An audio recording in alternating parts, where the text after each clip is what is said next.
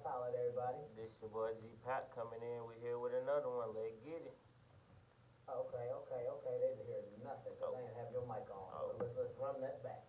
This your boy G Pat here coming in with another one. We here to talk some sport. Let's get it. Yes, sir. Man, so as I promised everybody, you've been following me on my Facebook, on my Instagram. Everybody want to know what the deal is with the Patriots. People were a little upset because I wouldn't talk about it. It wasn't that I didn't want to talk about it. Hey, you got to tune in on Tuesday if you want to hear what I got to say about it. So I'm like, man, so check it out. We lost 28-22. Patriots were favored, even though it was on the road out in Houston. I mean, the end score and how the game flowed, it looked real bad. Most folks say, like, oh man, they were up 28-9 at one point. It was 21-3. They scored, jacked the score back up 28-9. So I mean, folks was like, oh man, like they're done. Like Brady fell off the cliff. Folks are really actually looking at what happened in that game. So before I even run through the stats, I can just give you a quick rundown on what we watched on Sunday night. Inform us. In opening drive, Patriots went straight down the field. No problem at all. They walked the ball all the way down into the red zone. Got in the red zone, nobody could get open. One pass to the corner of the end zone, like right at the front pylon, completely covered.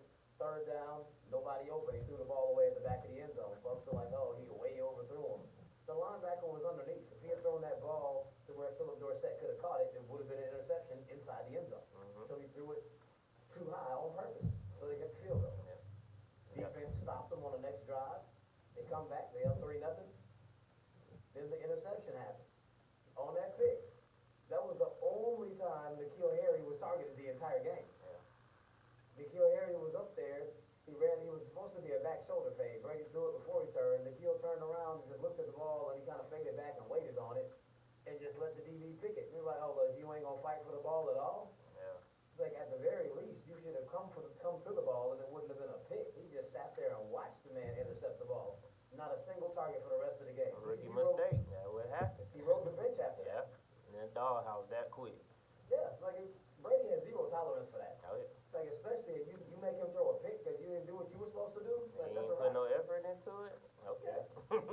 Yeah, like to the bench. Yeah. So now Houston got the ball in the red zone. Then they scored a touchdown. So I mean, they only had about maybe 18 yards ago. I think they actually got the ball on the 3, and then there was a 15-yard penalty. So they were still in the red zone. So they scored on that drive, 7-3. Not too bad. Patriots come back down, drive the ball up the field, third down pass. Brady scrambles and waves Jacoby Myers up the field. Jacoby Myers stops and looks at him like, oh, throw it right here. Brady threw the ball 15 yards over his head because he told him to keep running. And he didn't run. Like, man, like little miscues, third down, that's the end of the drive. Then Houston actually had a good drive after that, so they drove the ball all the way up the field. Now it's 14-3, and you're like, oh my God, the Patriots are in trouble. It's like 2 miscues, and the game starts to look like, oh, this is ugly. Next drive, Patriots come up the field. They at midfield. Third down, Brady gets sacked as soon as he snapped the ball because nobody blocked him. Another kick. And we come into the, not even before the half. Let we get right into the very last possession of the half. Still 14-3. Move all the way up the field again. Dorsett drops the ball. I mean, they were about midfield. I think he hit Dorsett like around maybe the 20-yard line, right up on the sideline. Ball hit him right in his hands, into his chest. He drops it. So then they have the punt into the half, 14-3. They had 3 drives ended on drop balls. With one on a drop ball, one on a straight up wide receiver, miscue didn't go where he was supposed to go, one on a wide receiver that just had zero fight for the ball, and one because nobody could get open, which was the common thing for most of the game. You look at how long Brady's holding on to the ball, he'll drop back in the pocket. I counted sometimes 5-6 seconds he's sitting back there. You know, Brady usually has the quickest release in the entire game. He's not throwing the ball because they actually did. NBC covers the game a little different than other networks. They give you different angles and different shots. NBC gave us a lot of shots from behind the quarterback so you could see what he was looking at. If you actually saw what he was looking at, these dudes were not open. Like they could not get open at all. Nobody gets separation. Usually that was the only one that can get open, but they doubled him. They're like, all right, well, he's all you got. So we're gonna put 2 people on him. I mean, he still had a decent showing considering the way they were all over Edelman, but you don't want to show it up really on the receiving end. yeah, man, he's gotta have more help out there. Yeah, got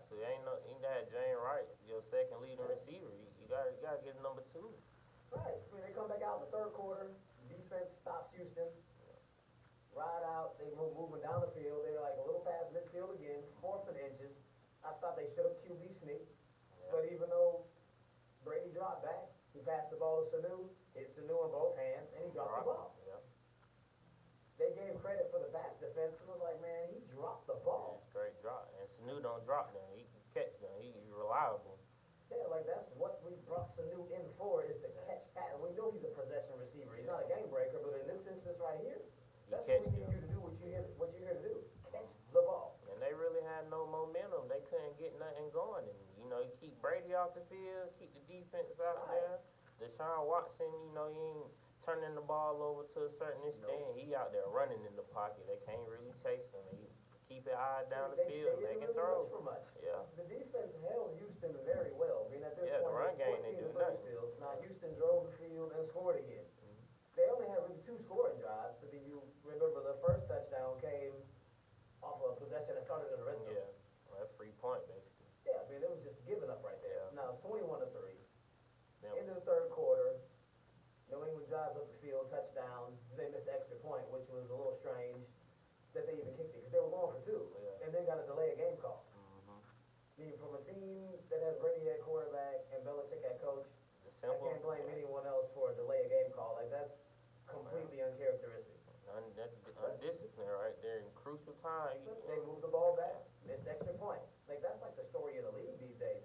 Every kicker in the entire NFL sucks. I've been waiting to make this video. It's time to get kickers some more credit. I think it's going to be a lot of kickers going to be drafted this year, because there's been a lot of extra points missed. The boy Sage Ledbetter out of Auburn.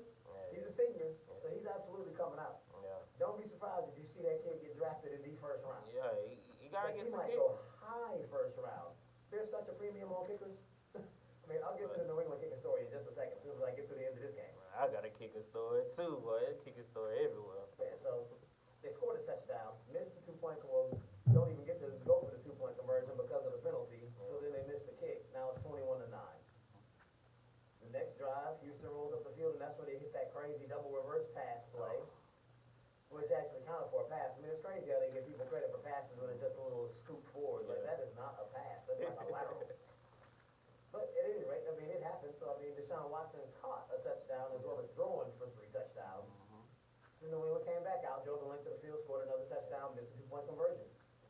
It's like they keep moving the ball up the field and can't just quite finish. Yep. And the defense held, got them the ball back on the 5-yard line, drove 95 yards for another touchdown. Yeah. The offense was working. Like, for the folks that are like, oh, the offense is dead, it's like, man, that's not exactly what's happening. Yeah. They went for the onside kick, which was like dangerously close. If Brandon Bolden could have got a little bit more of a hand on it, we might be talking about how they came back again from down 21-3. It was very close. But all in all, if you actually look at how that game went, New England had 29 first downs to Houston's 16, had the ball for 35 minutes to Houston's 25.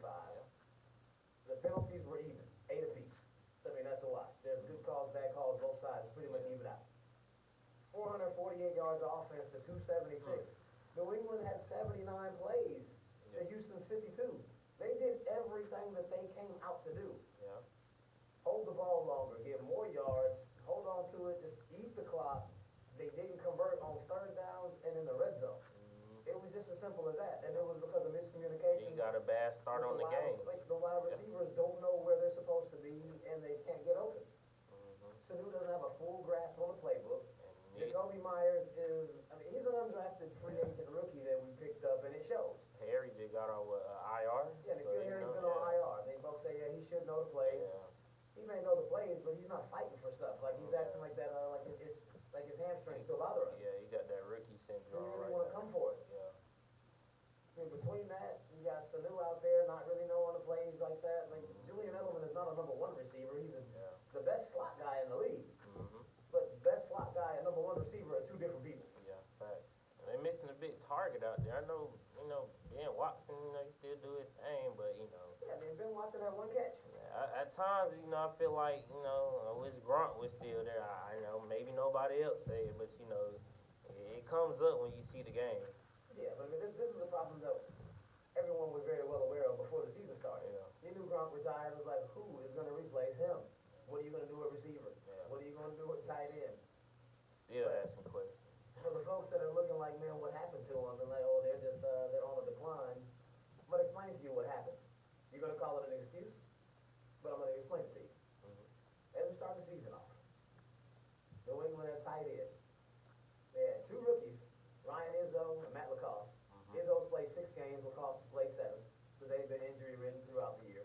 Eric Tomlinson, 2 games. You remember he signed him, cut him, signed him, cut him. He played 2 games. Ben Watson's played 6 games.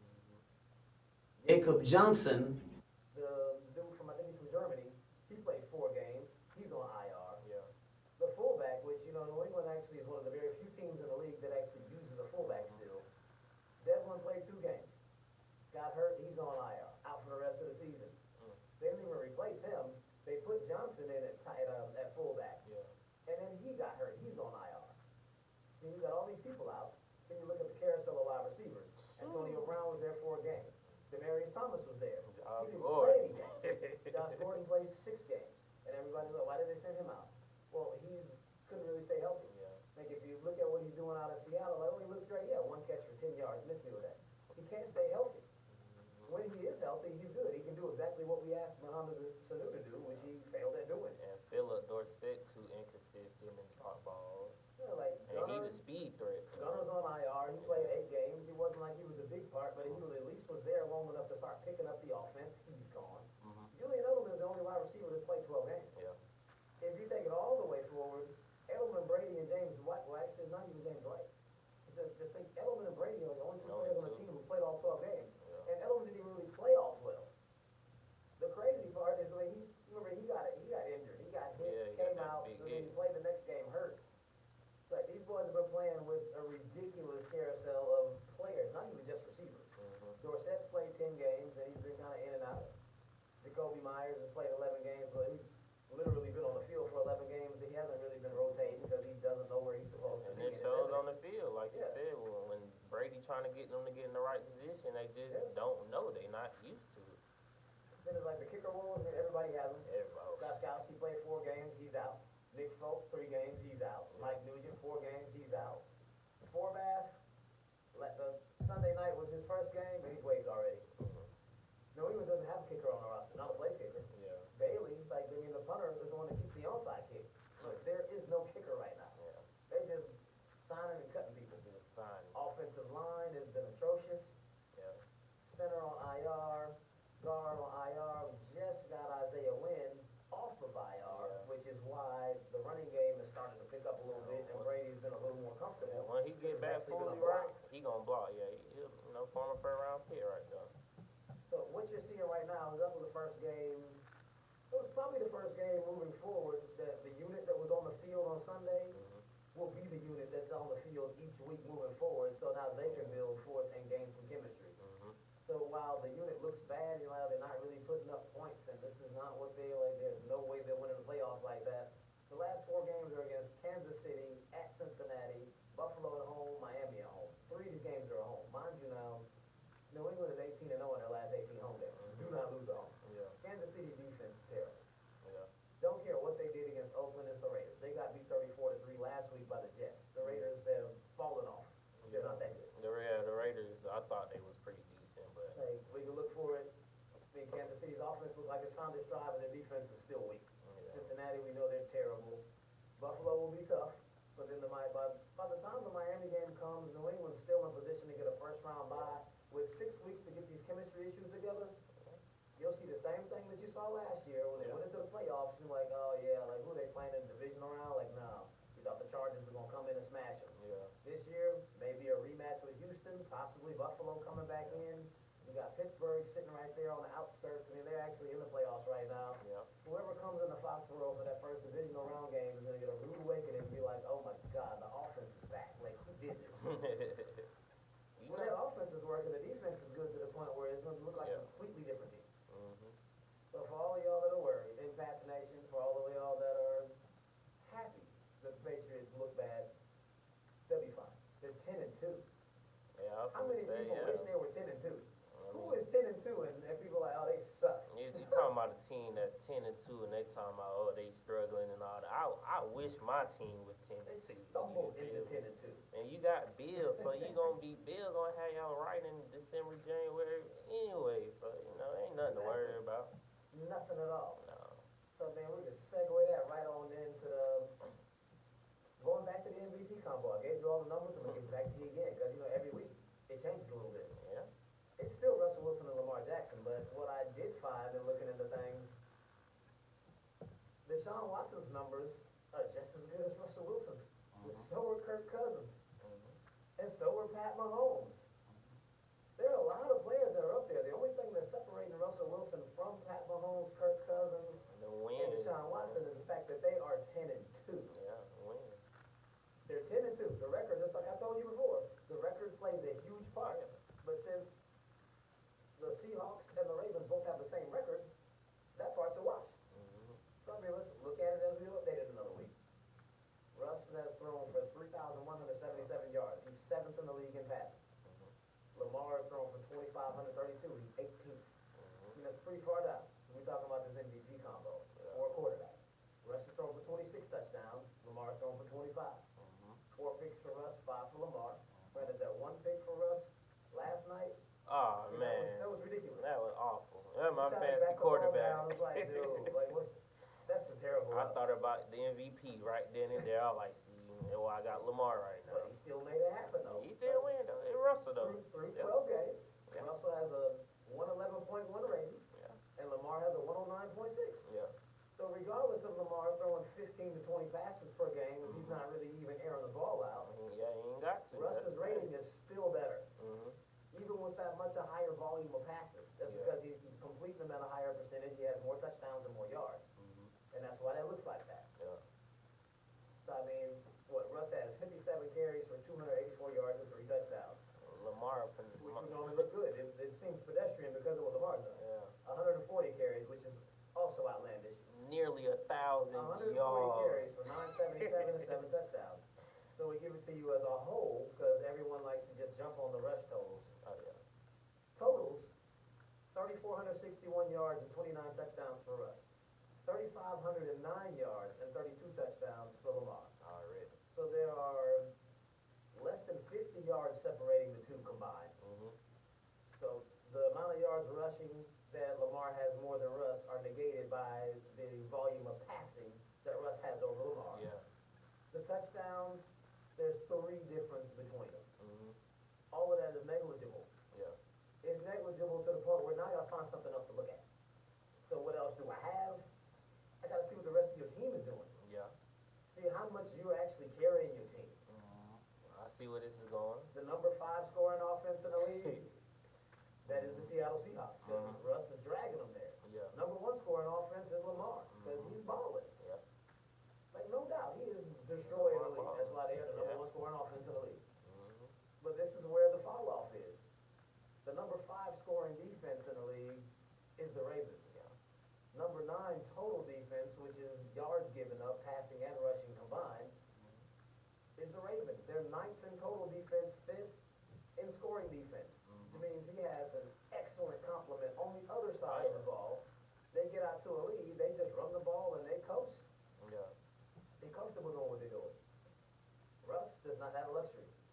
The Seattle Seahawks are 23rd in the league in scoring defense and 24th in total defense. Which was evident last night. Yeah. They gave up 30 points. Minnesota was up and down the field. Yeah, they was. Russ did what he did. I mean, he actually did have a good compliment from Penny and Carson. Carson, yeah.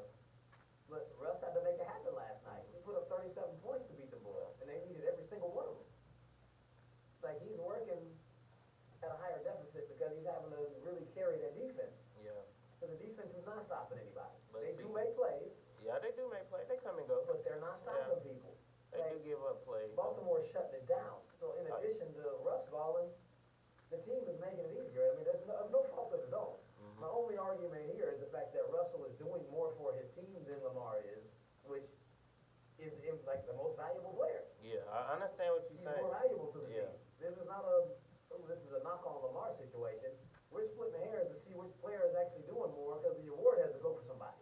Yeah, but see, Russ been doing this for some years. He been carrying Seattle ever since they really broke up the Legion of Boom and all that. Yeah. He been carrying it by himself. But with reason why I say Lamar going MVP is it's the hype. A lot of people bringing the hype on it because every week we seeing him doing something crazy, and it reminds me of what Pat Mahomes did last year when he doing no look passes, throwing balls. You know, it's just a hot year for him. 50 touchdowns. Yeah, you know, Everybody just was like, Kansas City winning the Super Bowl. Alright. But see, Russ been doing this for years. Russ could have won MVP back in 2015 when Cam won the MVP. So you know, The man has never got an MVP yeah, before. he not. I was thrown off when they said that last night. Yeah. Like, wait, what? That Not even a vote? Yeah, that was a few weeks ago. You know, before I hopped on Lamar, like Russ gonna win it, but you know, after all the hype, Lamar putting up 49.5 touchdown, 100-yard rushing. It's just the hype with Lamar because we hadn't seen that in so long. Well, here's an interesting point to bring forward, just to end the MVP combo.